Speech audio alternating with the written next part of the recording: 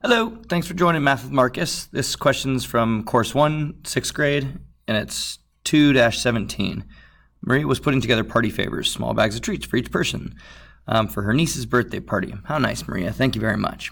In each bag, she put 3 small chocolate candies and 4 hard candies.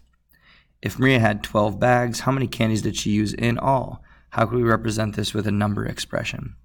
So if I've got 3 candies and 4 hard candies per bag, so I've got that right here. So 3 smalls and 4 hard candies in a bag. So in a little group here. I'm going to add them together, and that's going to be 7. So if you add that together, each bag has 7. And there's 12 of them. So if we multiply that times 12, we're going to get our answer here.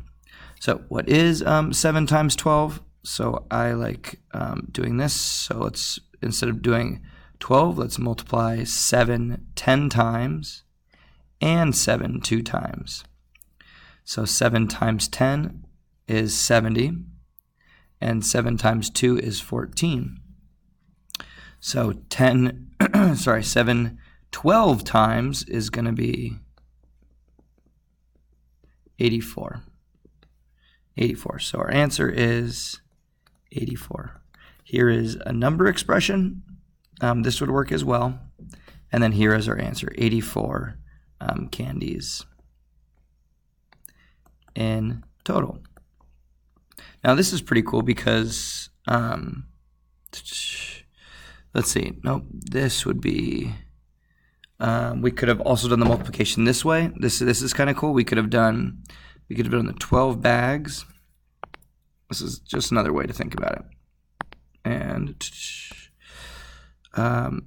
3 hard candies and 3 chocolates and 4 hard candies. And then you're going to get the same answer as 84 candies total. But doing the multiplication this way is actually going to find us how many of each candy. So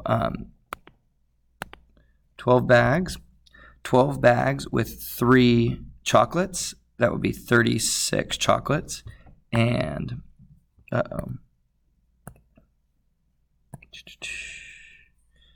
and let's see here. Where is this? Come on. Here we go. And 4 times 12, 48. So this is the number of small chocolates, and this is the number of hard candies. And if you add those both together, you get 84 candies total.